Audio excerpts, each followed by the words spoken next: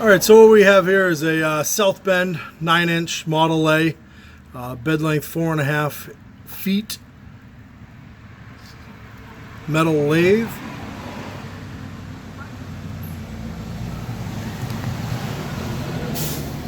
Everything seems to be in good functioning order. Right now, the way I have it set up, I don't have it bolted down, so I can't get the final drive belt tight without actually bolting it to a bench and making the adjustments. But you know, nothing stiff. I can turn it on. The main motor works. You can watch the RPM.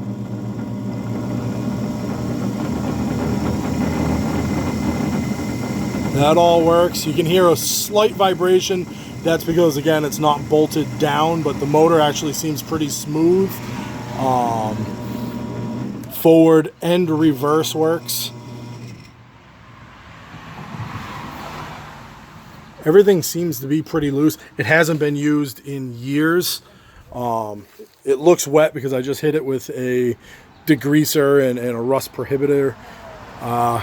There's some small rust spots, not really deep pitting going on yet. It was stored in a basement, but it was covered and protected.